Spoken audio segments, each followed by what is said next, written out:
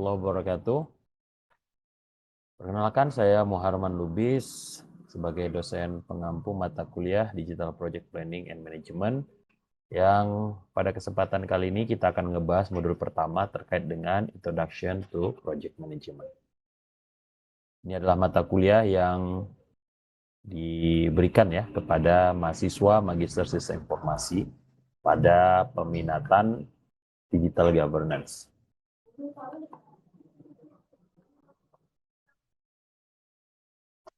Oke, kita coba definisikan terlebih dahulu ya. Apa itu project? Nah, project itu adalah suatu endeavor ya, atau suatu usaha yang dilakukan secara sementara ya. Ada batasannya, ada deadline-nya, ada cakupannya ya, ada kumpulan-kumpulan tugas yang terikat kepadanya, yang dilakukan atau yang diselenggarakan untuk menciptakan produk-produk yang unik ya, ataupun layanan-layanan yang baik, ataupun hasil-hasil yang menguntungkan pastinya ya. Jadi keunikan itu adalah suatu ciri khas ya dari suatu project ya, entah dalam bentuk hasil, entah dalam bentuk layanan, atau entah dalam bentuk produk. Nah, operation dalam kata lain ya, itu dilakukan dalam organisasi untuk sustain ya their business ya, dan bisnis ini pasti terikat dengan tujuannya. Apakah tujuannya itu untuk growth ya, meningkatkan pertumbuhan, atau bisnis ini didefinisikan sebagai reputasi atau popularitas dan lain sebagainya. Nah, tentunya tidak bisa dinafikan bahwa bisnis pasti akan terkait dengan profit. Namun, ciri khas profitability itu bisa saja didahului oleh pertumbuhan ataupun tadi reputasi. Nah, bisa kita bandingkan ya dengan grafis ini ya, bahwa project itu memiliki sifat temporary, memiliki sifat keunikan, dan tentunya inovatif. Nah, inovatif itu adalah sesuatu yang tidak serta-merta bisa dihasilkan atau diciptakan ya, tetapi dia harus dilahirkan, dan dilahirkan itu perlu proses yang panjang, proses trial error, proses perbaikan ya, proses refleksi ya, proses pondering ya. Nah, apa yang dilakukan dalam mewujudkan proses inovasi? Tentunya dengan menawarkan suatu solusi ya yang sifatnya itu adalah bukan saja menyelesaikan suatu permasalahan gitu, tapi juga ada nilai-nilai ya, atau menawarkan ya suatu nilai yang dirasakan oleh customer secara langsung, sehingga customer akhirnya memiliki loyalitas ya, atau memiliki kebanggaan, proudness ya, dalam menerima ataupun menggunakan ya suatu hasil tadi ya, produk tadi ataupun layanan tadi. Jadi inovatif itu dia nggak hanya sekedar being different gitu ya, tetapi juga mewujudkan keunikan ya, dan dia juga tidak hanya sekedar solutif gitu, menawarkan solusi, tapi juga ada nilai ya. Gabungan inilah yang kemudian disebut sebagai inovasi. Kemudian operasi itu sifatnya permanen ya. Ini biasanya diwujudkan dalam bentuk program ya, operasi atau program, dan biasanya ini continuity ya, kelanjutan dari produk yang sudah sukses, sudah berhasil, layanan yang sudah berhasil, ataupun hasil yang sudah berhasil, terus kemudian ada mungkin usaha-usaha untuk mempertahankannya ya. Nah, tentunya dalam banyak kasus bisa saja inovasi itu akan muncul ketika kita melakukan rutinitas. Inovasi sendiri bisa kita bagi menjadi 4 tipe ya. Ada incremental ya, yang sifatnya ada perbaikan sedikit demi sedikit sehingga sampai di tahap yang akhirnya bisa melahirkan tadi loyalitas ya, bisa melahirkan suatu nilai. Atau yang sifatnya responsif, ketika kita cepat ya menanggapi, merespon ya, menyelesaikan masalah, maka muncul juga nilai ya. Dan ini dikategorikan responsive innovation. Atau yang sekarang sedang populer ya, yang sedang terkenal yaitu disruptive innovation. Di mana inovasi ini berpikir untuk melakukan segala sesuatu itu secara otomatis ya. Jadi project-project atau usaha-usaha ya ataupun kegiatan-kegiatan yang dilakukan secara manual diusahakan atau dikondisikan bisa dilakukan secara otomatis dan bisa terintegrasi dan juga bisa dipersonalisasi ya, ataupun dalam banyak kasus membolehkan customisasi. Nah, ini usaha-usaha untuk sifatnya disruptif ya. Jadi mengubah mindset yang ada ya dari tradisional menjadi modern approach. Baru yang lebih tinggi lagi adalah radikal, ya, di mana penawaran nilai atau pemberian nilai tersebut itu betul-betul radikal ya, atau 100 bukan hanya 180 derajat ya, tapi sudah 270 derajat ya. Seperti misalnya ya hadiah yang biasanya sifatnya fisik kemudian dijadikan yang sifatnya digital ya. Nah, tentunya kondisi disruptif dan radikal itu hampir sama ya. Bedanya biasanya dalam disruptif itu platformnya sudah ada ya, sudah established dengan baik ya, entah dalam bentuk digital ecosystem atau digital project. Sementara dalam radikal kecenderungan platform, infrastruktur dan lain sebagainya masih ada lackingnya ya, sehingga hampir bisa dipastikan agak sulit untuk move on ke arah sana, di mana readiness daripada customer atau klien itu belum tentu setara ya atau sepadan dengan visi misinya. Oke, nah kemudian yang berikutnya ada repetitif. Jadi di sini bisa kita bedakan ya mana project, mana yang disebut dengan program. Oke, nah sementara project management itu apa? Itu adalah suatu aplikasi ya dari pengetahuan, dari kemampuan, ya dari alat-alat dan juga dari teknik ya dalam melaksanakan ya, mengerjakan ya aktivitas-aktivitas yang diperlukan dan juga relevan pastinya untuk mendapatkan atau menyesuaikan dengan kebutuhan-kebutuhan dari proyek tersebut. Nah, manajemen fungsinya untuk achieve, mencapai hal tersebut gitu, mencapai sasaran tadi. Jadi eksekusinya ini bagaimana, apa yang harus dilakukan. Nah, oleh sebab itu perlu adanya project manager ya yang harus bukan saja strive ya, bersusah payah, bekerja keras untuk menghasilkan atau mendapatkan spesifik ruang lingkup ya, spesifik time ya, spesifik biaya juga ya yang sudah dicadangkan, yang sudah ditetapkan ya. Jadi ada ukuran standar waktunya, ada ukuran ruang lingkupnya, ada ukuran kosnya atau ukuran kualitasnya. Jadi indikator-indikator ini yang merupakan sebagai suatu kebutuhan itu yang berusaha untuk dicapai dan project manager bertanggung jawab untuk tercapainya hal tersebut ya. Dengan bagaimana? Dengan melakukan proses koordinasi kepada bawahan-bawahannya atau jajaran-jajaran yang ada di bawahnya untuk mengerjakan sekumpulan aktivitas yang relevan dalam proses mencapai yang diinginkan tersebut. Kemudian dia juga memfasilitasi ya proses-proses untuk mencapai atau untuk mendapatkan kebutuhan dan juga ekspektasi harapan ya dari orang-orang yang terlibat dalam aktivitas proyek tersebut ataupun yang dia akan terpengaruhi oleh hasil produk ataupun layanan yang ada dalam proyek tersebut. Oke, sekarang kita masuk ke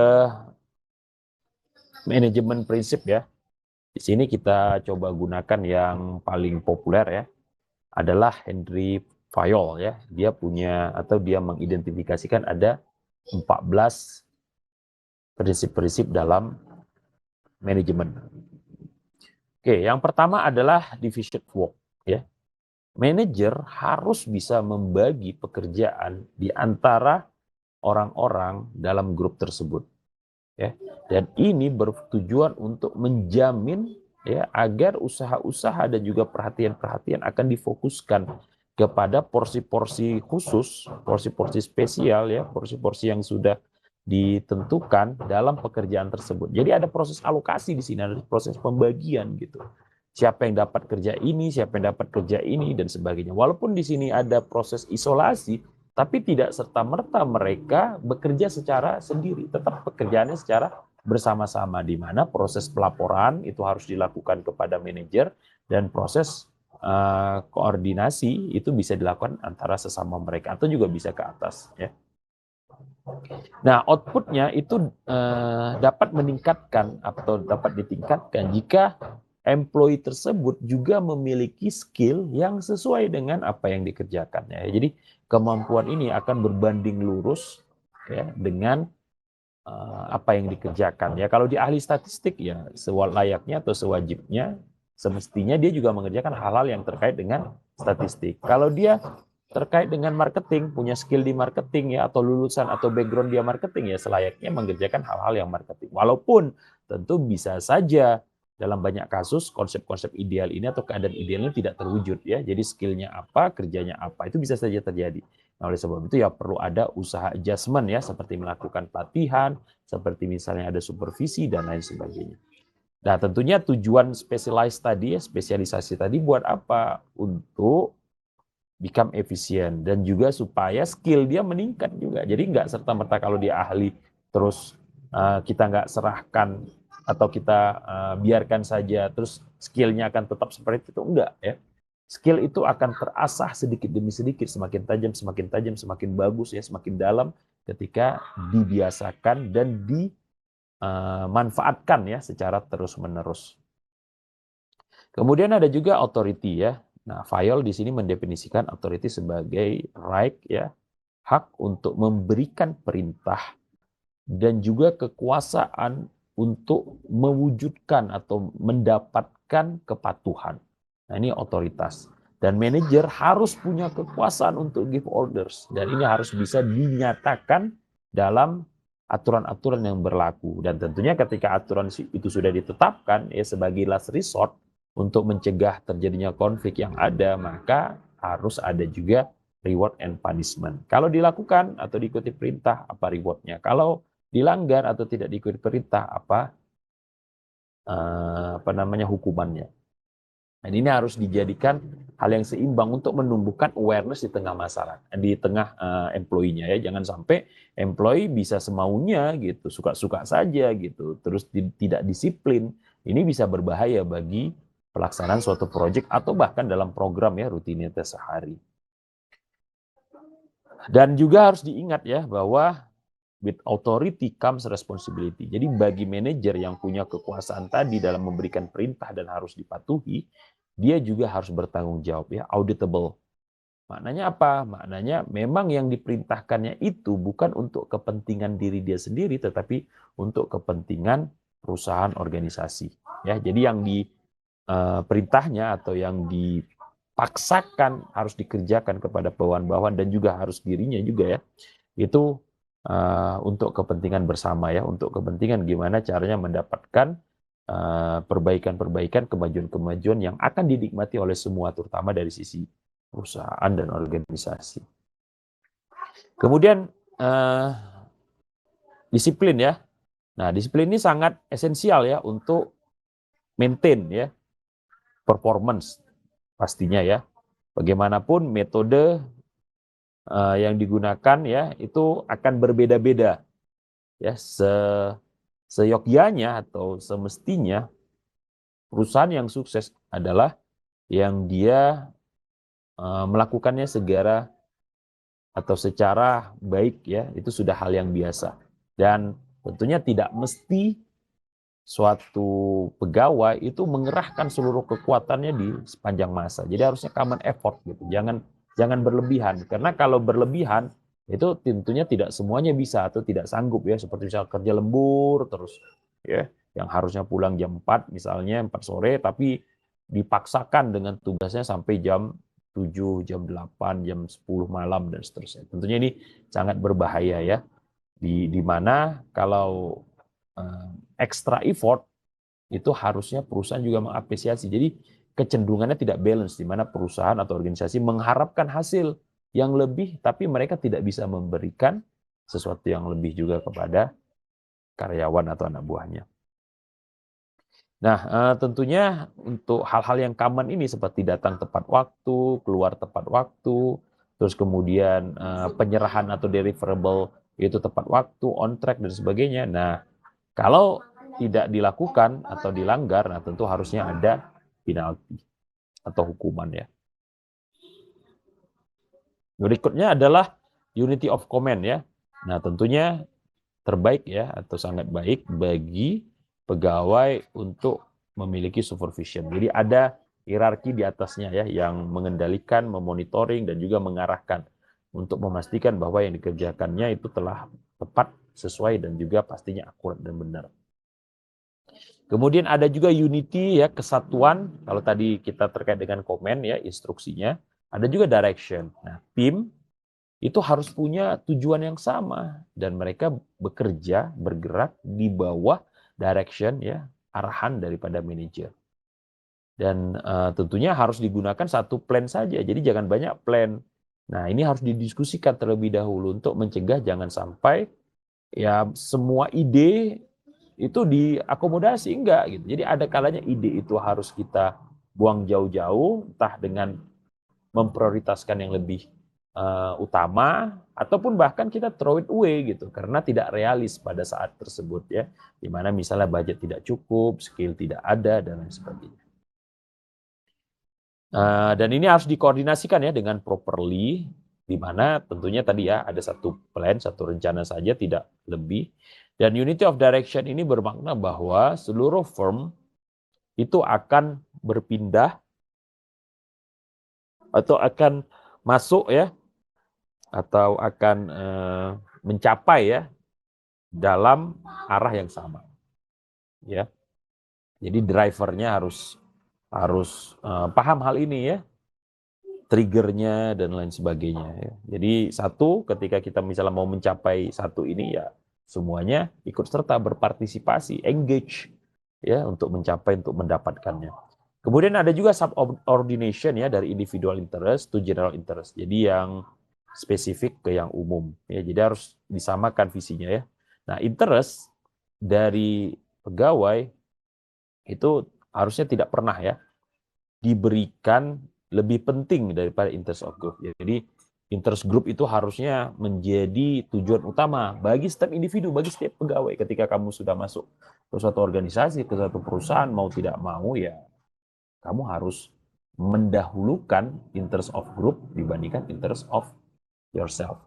Bahkan manager interest itu harus berada di bawah interest dari grup.